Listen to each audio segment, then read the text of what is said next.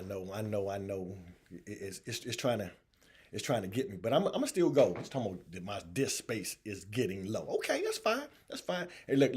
I got YouTube down here. I got Facebook and Instagram up here. So my eye contact might be little going little left and right, but it's okay. We're gonna get there. At the end of the day, we are gonna get there.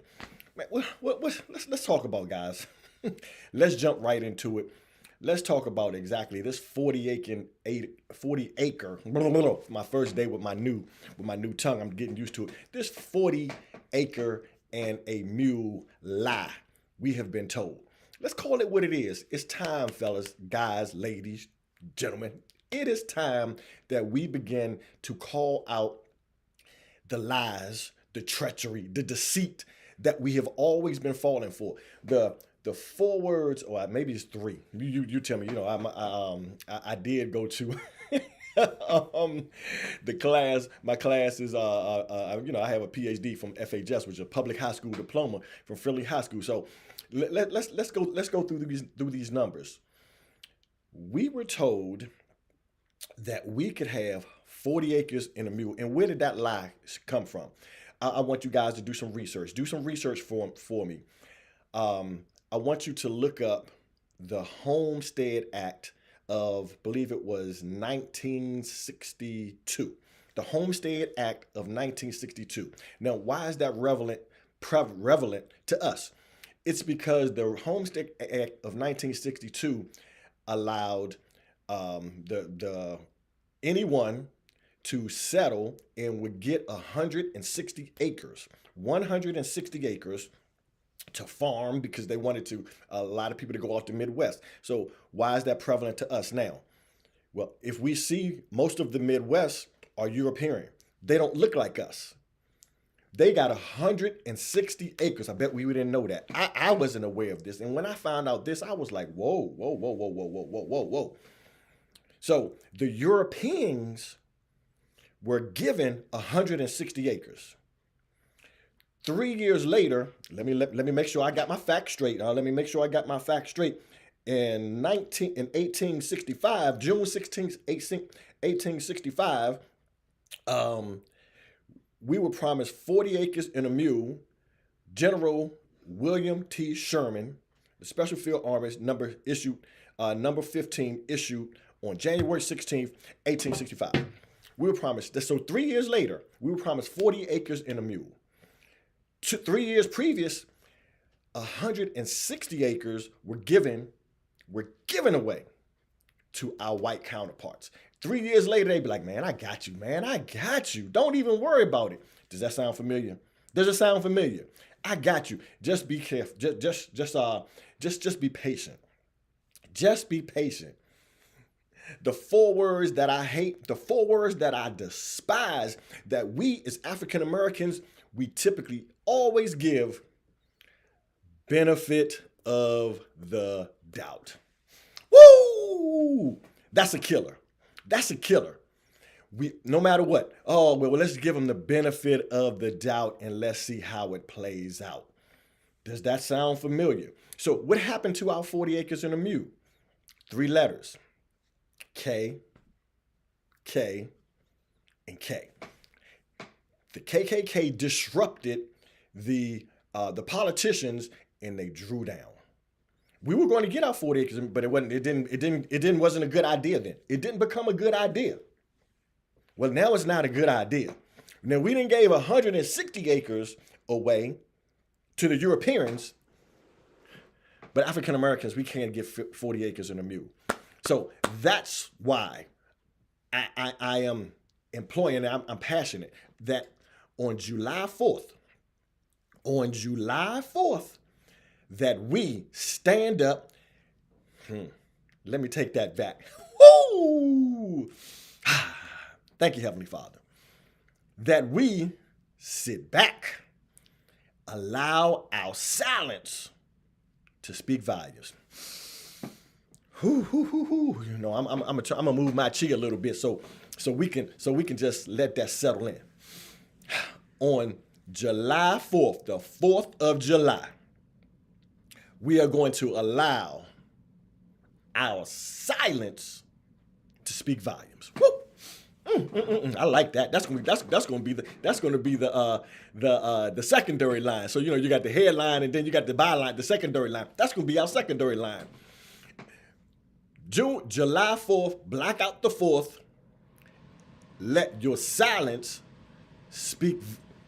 I forgot what I said. I'm glad it's recorded. I'm glad we recorded it. I'm so glad we're recording this. So let our silence, let your silence speak volumes. We got to tweak. Somebody help me out. We got to tweak that just a little bit. We got to give it a little more, just a little more. You know what I mean? So, but we're going to let our silence speak for us. Why? Because I'm going to share some statistics with you, and then I'm going to give you a visual of how this is working. Remember, we already know that we're behind, and we understand that wealth is built through land. Wealth is built through property. So way back in 1862, we already behind. We got 160 acres that were given away, and that generational wealth is being built by the Europeans, and we still struggling. We all understand the rule of 72. It begins to double. The wealth begins to double. Now, let me paint this picture for you now, because even today, let me pull these statistics up. Each year, and because we've always told the playing field is level. Lie. Don't let them lie to you. Lie. The playing field is level. You have just as much of an opportunity if you want to act like, because of the complexion of your skin, you just don't want to work hard. Lie. You know that you are working your fingers to the bone every day. And where is it getting you? Let's look at some numbers.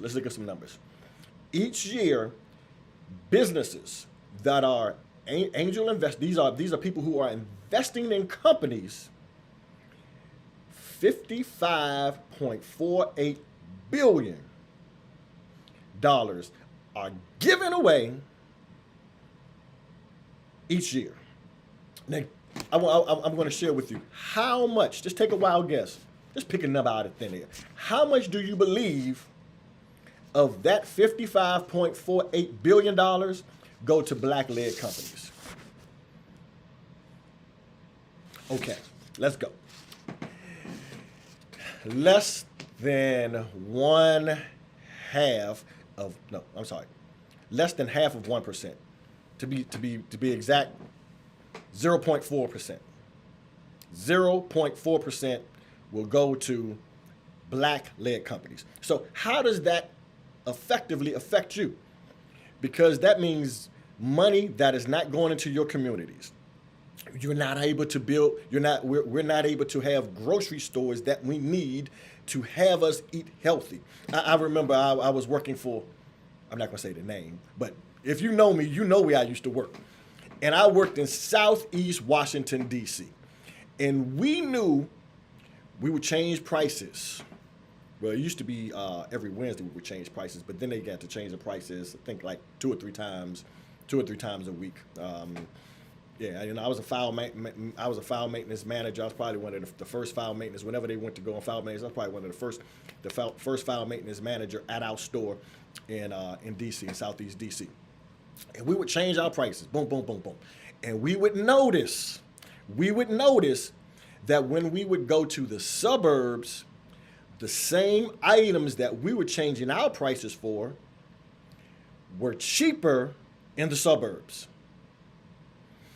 The same item that we're putting prices up for, if you go to the suburbs, they're 15, 20, 25% cheaper. Now, what does that do, and why is that an issue? Is because the businesses know that if you were to try to go somewhere else, let's just use some Del Monte green beans or whatever the case may be. And normally a can may be $1.25 for a can, but Now, in your neighborhood, that same $1.25 per can that you will pay for in the suburbs, now because you're buying that can in Southeast Washington D.C., now you're paying 175 or 180 for the same can, and you're not getting what you should be. You're being treated differently because you're living in a different neighborhood. You're you're not eating healthier, and if you go out to the suburbs, you'll see how we're having more healthier options.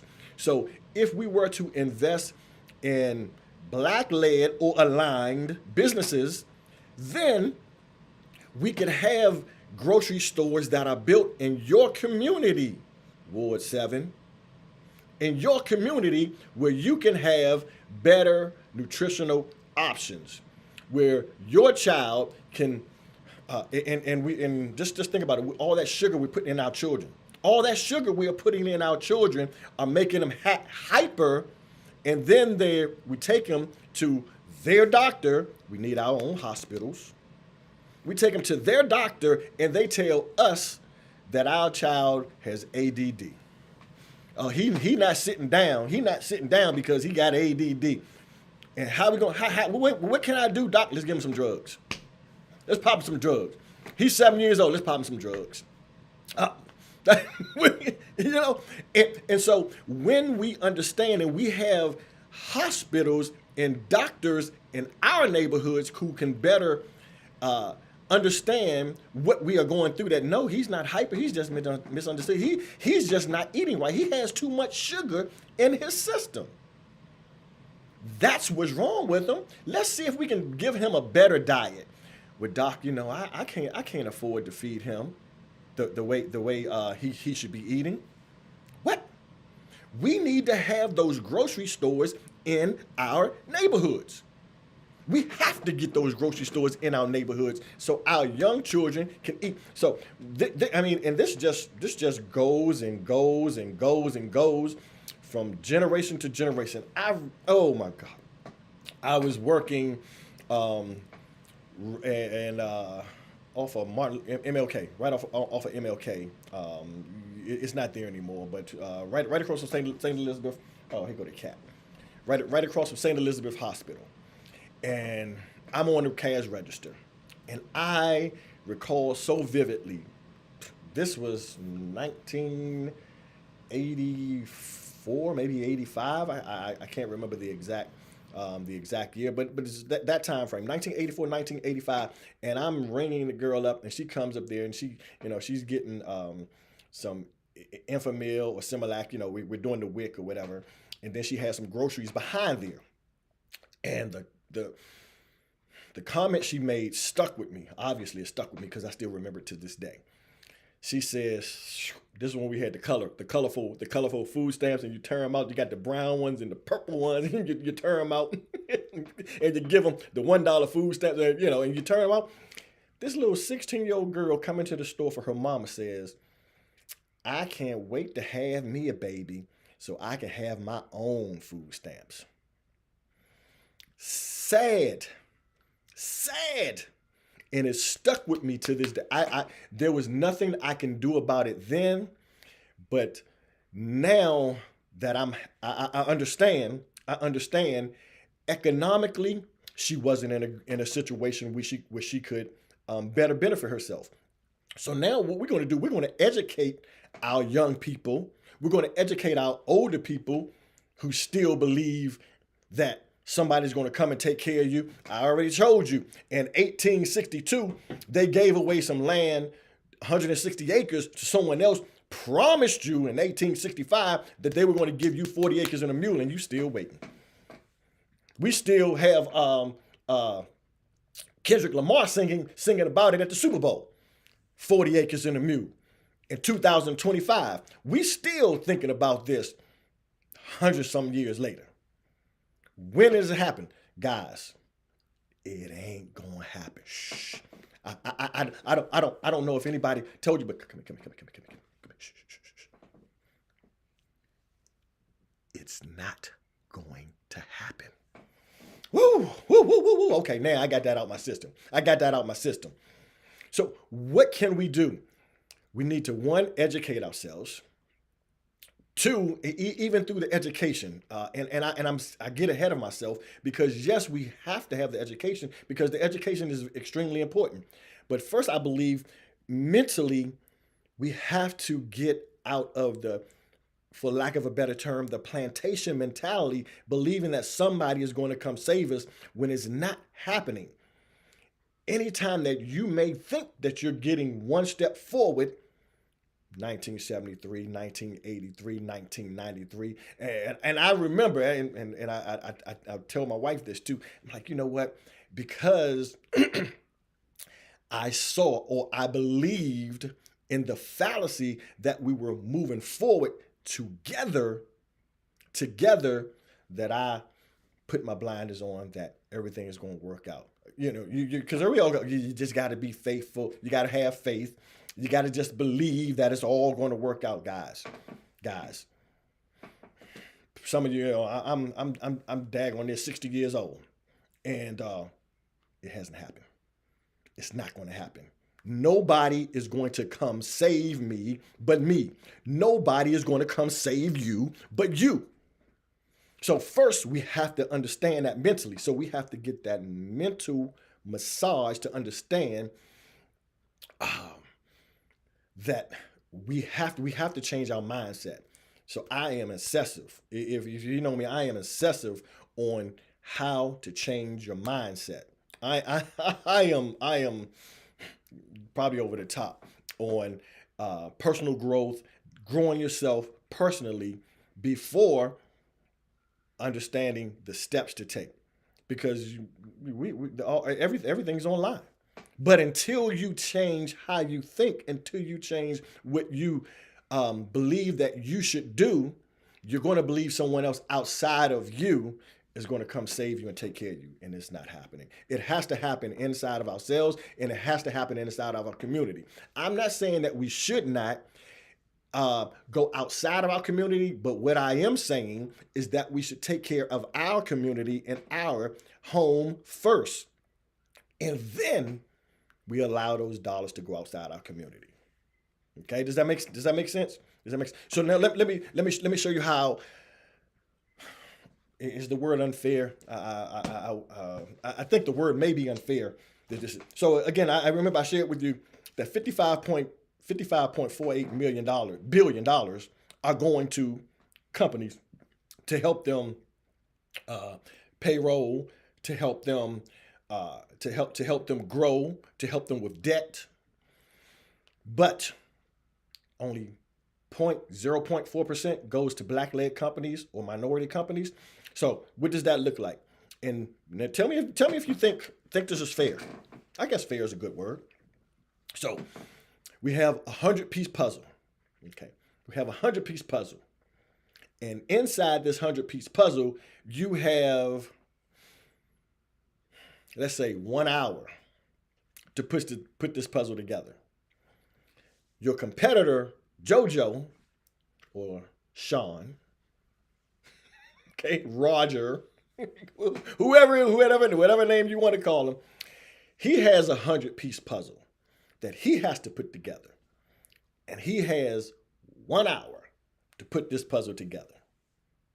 It's fair. Seems fair, doesn't it? Seems fair. That's what they want you to focus on. You have the same amount of pieces. You have the same amount of time.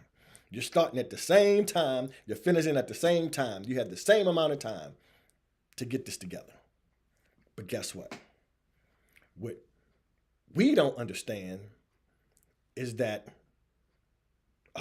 Roger over here, they have put together 96 of his pieces, and he only has 4 to put together.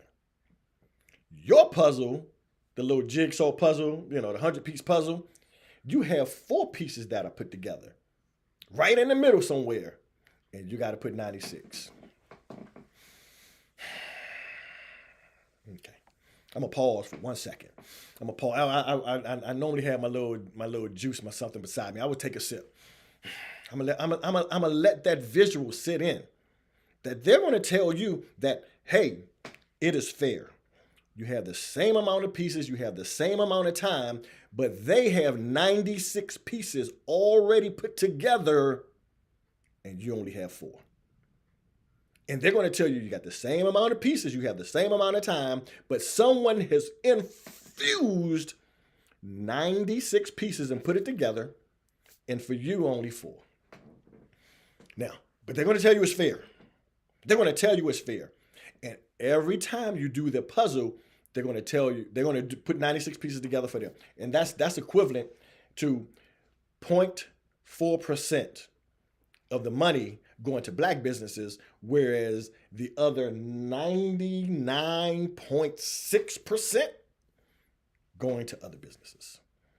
So what we have to do in our community, we have to, and now mind you, the money that they're giving other companies is your money. And all we are saying, all we are encouraging you to do is invest in your companies first. Companies who are black-led or allied with the same goals, with the same mindset, with the same goals that we want to achieve, that we invest in those type of companies. And if they don't have those same type of qualities that you're looking for, those same type of now can you spend money out of it? Sure, you can, because let's be real. We're intertwined. They've already intertwined us into their system. So we can't, it'll be difficult for us to really survive outside of that. But collectively, what I am encouraging us to do is put the money inside of our community first. It's kind of like when you go to a financial advisor. A financial advisor tells you, pay yourself first. And what do? We go ahead, accumulate debt, and then we pay. We pay the Visa, the MasterCard. We pay all of these other things outside. We go out, we splurge, you get a car that you can't afford. Now you got to pay the car bill. And what I would encourage you to do is drive A to B, because once you get there, nobody cares how you got there. Think about the last event that you went to. The last event that you went to, after you got there, who knows what kind of car you got there with. But you, I'm styling. I got this $55,000 vehicle coming up there. But nobody cares that you paying $800 or $900 a month for, that you're paying $500 a month for insurance for that vehicle, that you're paying $1,000 when you have to go get it fixed, or some tires or whatever. I don't know. No one cares that that's happening. So. And I didn't even get to the part of teaching teaching the steps. We're going to go into that one. Frankie P, I'm starting running my mouth. Here. So what are we going to do? We need you to black out the 4th. We need you to black out the 4th. So what does that mean? Don't spend a dime on the 4th of July. Don't spend a dime. $355 billion, $3.6 billion will affect their economy. It'll be a ripple, but it'll affect the economy. Drip by drip, by drip, by drip, by drip. Eventually, change will happen. So just think about it. If you're getting ready to go up again, and I've been jumped before, okay. But if you've been jumped, what do my cousin told me? My cousin told me. He says, "Well, Frankie, this is what you do." He said, "The guy, as soon as they come around you, take the biggest one that you can find and knock the fool out of that joker." He ain't selling in that terms, we on the street, so he's not talking about knock the fool. You know what he said. I don't have to go there, okay? But he's saying that what you have to do is we have to take the first swing and understand that they're gonna hit back. They're just not going to lay down just because we said we're going to withhold $3.6 billion on this one particular day. I'm like, okay, good. Now what? You'll come back. All we have to do is tell you, just give me some more time. Just give me some more time. I'll work on that. Have you heard that lately? Let's see how it's going to work out. And when does it work out for us? So I'm gonna jump off this thing. My YouTube my YouTube is finishing up. So I'm gonna go ahead and jump off this thing, and I'm gonna hit y'all on the next one. But remember, we're gonna black out the 4th of July. What I'm asking you to do in the meantime is use the hashtag Black Out the 4th. Spread it on social media. Black Out the 4th, because on that particular day we're not spending anything. I'm going to share with you the next steps that we'll do, or steps before the 4th of July, on how you can help us to spread it out on social media. Social media is going to probably be the #1 vehicle that'll allow us to get this word out. How you can help affect the economy, be a disruptor. How you can help be that big dude. If you saw the Super Bowl, when the guy came up the middle, and Patrick Mahomes was throwing that ball, he hit him dead in the face, and Patrick Mahomes like, oh, he's trying to throw the ball. One guy hold his arm back here, and that other guy smashed him in the face. We will be a disruptor for a day. Then we'll be a disruptor for a second day. If that doesn't work, what we want is for us to have some power inside of a system, a political power, because money talks. We want the politicians, our politicians, if they see that we are serious, our politicians who we put up there who do nothing for us now, that's another video that we're going to talk about. But the politicians that we put up there now who are scared to speak out, who don't want to say anything, and they just want to use the right words, no, we're not going to be able to use any right words on this one. We're not going to be able to use any right words on this one. And now, mind you, I'm that type of guy. I can go from the boardroom or to the ballpark. We can sit down and we can talk about what we're going to do to transact business. We can go in the ball court, and we can sit back and we can sip and talk about each other more. We can joan. It doesn't matter. I can fit in every scenario comfortably. So we can have a conversation. We can hit that right there, or we can joan on each other. It doesn't matter. But we have to be able to disrupt an economy. And how we want to do it? We're going to disrupt it with our finances, with economically. Economics is the only way that people will listen, and violence. And we're not going to use violence. So there are two ways that this train can go: economically or violently. And we don't want to use violence. Don't want to use violence, because we now it's effective, because that's why we don't have our 40 acres and a mule, because of threats and violence. We don't want to go there. We don't want to go there. We want to outsmart them, and we want to use our power, the power of our dollars, to show them that we are serious. All right? So go ahead, like this. I forgot, I should have said that earlier, huh? Like it, all that other stuff. Share it, subscribe. You know all the things that you're supposed to do. But all jokes aside, seriously, use hashtag #BlackOutThe4th. Share a snippet of this video. Encourage your friends to share this with 3 other people. So all you have to do, use the hashtag and share it with 3 people. Hashtag #BlackOutThe4th, share it with 3 people. Tell your friends, use hashtag #BlackOutThe4th. Take any of the videos that will be coming up, of the interviews that we'll be having, of the teachings that we will be having, and utilize #BlackOutThe4th, so we understand what we are building up towards. This is a movement, guys. You, that one right there, you are part of a movement that will be spoken about, that will be talked about, that will be reveled for years to come. This is your partner, Frankie P. I'm going to step out of here. Remember, you change your perspective, you change your life. When you change your perspective, you change your life. When you change your perspective, we're going to black out the 4th. We're going to show them that we have economic power. And guess what's going to happen? We're going to change your life. Peace.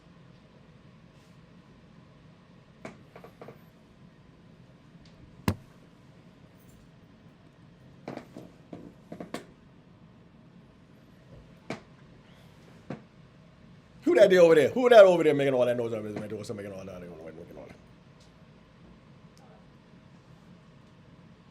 Where you going?